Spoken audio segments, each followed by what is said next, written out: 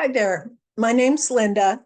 I am a community resiliency model teacher, and I'm going to share with you another skill called resourcing.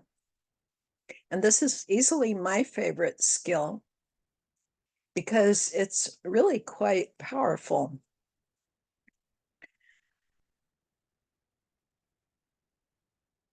So, by way of a little bit of practice here, I'd like you to take a look at this image.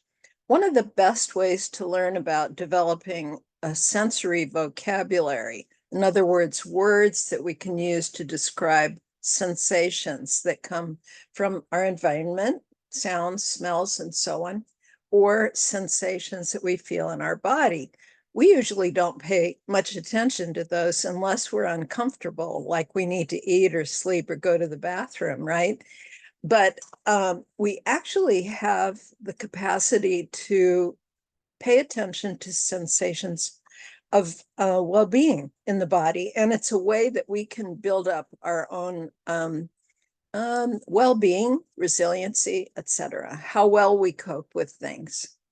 So if you look at this image right here, I would like you to imagine that you're there and tell me or think to yourself about what you might notice for sights, sounds, smells, body sensations, tastes.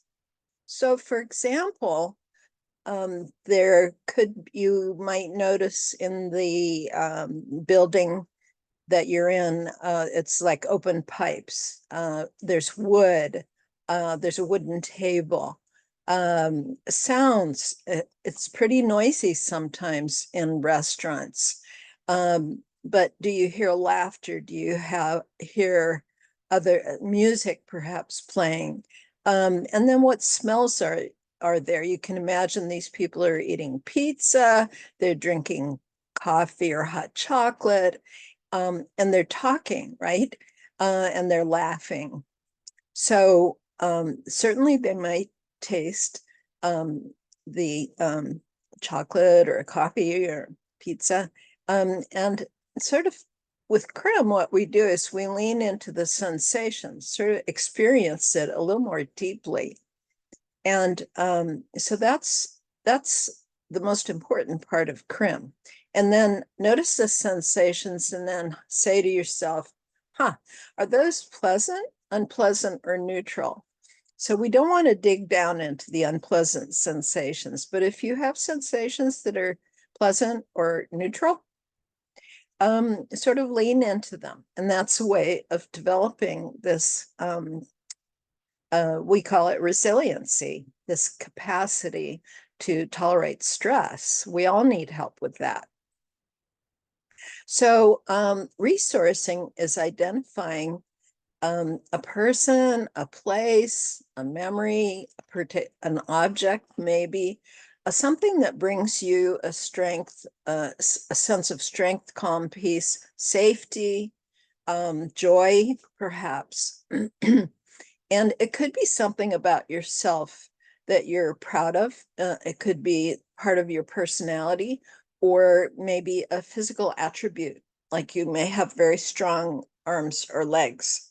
And then it could also be imagined. Very often with children, they have imaginary friends or superheroes that they love. And it can be an imagined resource.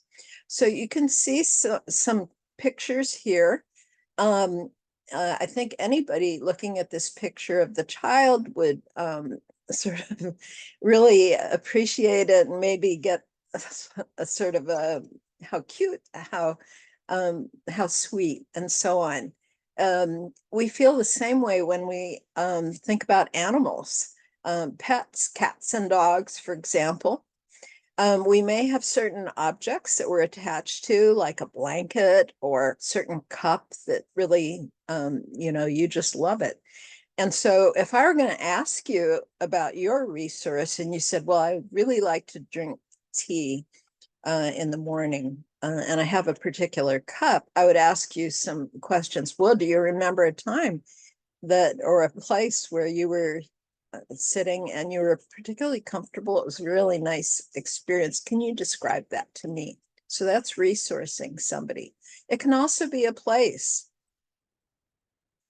that just comes up in your memory as a place that you had a pleasant experience. So this is how to resource somebody else, okay? So right now I can do it as if it's you. So I'd like you to tell me about something that brings you a sense of calm or peace or joy. Just think for a minute. And I'm not going to make any suggestions because something comes into people's minds, something that brings you a sense of peace or calm or joy. Then you tell me about it. Well, it could be that you were with some friends in a restaurant, like that picture. Can you tell me 3 things about it? And then I'm going to listen carefully. Oh, I was with these really great people. They were so friendly, and we were just laughing so much. And I can remember my face actually hurt because I was smiling and laughing so much. So this is really great sensory information. And when we recount that, remember it or hear it from, it deepens that resource. It's etching it really in our mind, so that you can come back to your resource when you're knocked outside your zone. So while you're telling me about that time at the restaurant that was so pleasant, what do you notice happening in your body right now? Not then, now.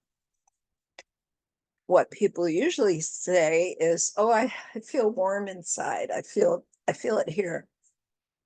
So we want to know, what are they noticing, where, and what is it like? How can they describe it to you? And that's hard for us to do, but it's worth trying.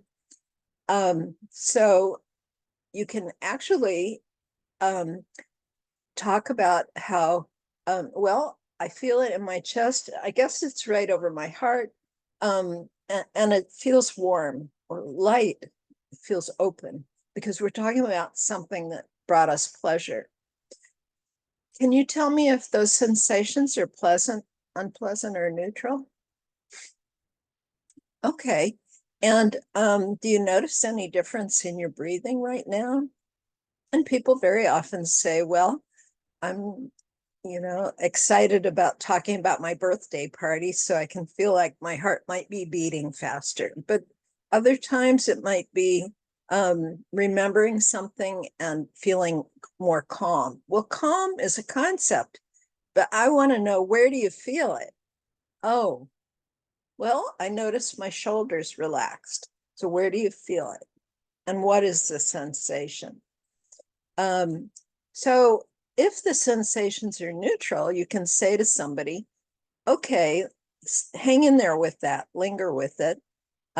Because if you get knocked outside your resilience zone, you can think about your resource and remember some of the details about it, and perhaps remember some of the sensations. And you may slide back into your zone. And I can attest that I have had that happen. Remember that we have these 3 general parts of the brain, and that when we're outside our zone, we lose the capacity to think clearly, and we're ruled by emotions and instincts. So we need techniques so that we can bring these 3 parts of the back of the brain back into synchrony. And remember too, this has everything to do with the nervous system. So that when we get jacked up and we're hyper kind of aroused, we're going to have faster heart rate, higher blood pressure.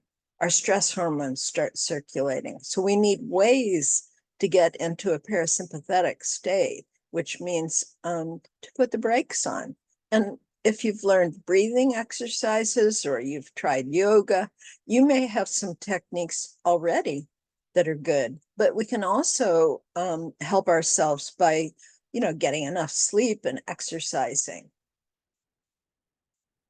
But CRM is helpful because it kind of instantly puts us into this state of recovery and gives us more control over our emotions. I'd like you to know about conversational crimming. You can talk to people in all kinds of settings and be very helpful to them. So casually, you could just do this if you're meeting somebody for a meal, for example, and they start talking about their vacation, and you show genuine curiosity. What was the best part? Tell me more details about that time at the beach. And while you're talking about it, I can see you're smiling. What do you notice happening on the inside when you're talking about it? We don't usually go there in conversations, but we can. So it can be used for somebody who's in a crisis. Okay. So this little girl might have had a big disappointment and her mom is trying to help her. So some of the questions you can ask, tell me what happened when help got there. What's helping you right now get through this difficult time? When somebody has lost a love or a loved one, you can help them by conversational crimming. Okay. And what this does is you may be able to help them shift from a narrative of crisis or trauma into a narrative of strength and survival and resiliency. So you could ask questions. Tell me about what the best time you remember with them. Tell me about if they were here, what would they say to you? Um, um, and then sometimes people might come up with a questionable resource. So could be smoking weed, for example. Well, there's usually something around that. Tell me about a time that was particularly nice with other people. Tell me about that time. And then that could be their resource, the place or the people they were with or the setting they were in. So this is definitely something that you can use for yourself to develop resources. And then also in your interactions with other people, you'll find it's pretty cool experience to do this with somebody else. So thanks so much for your attention.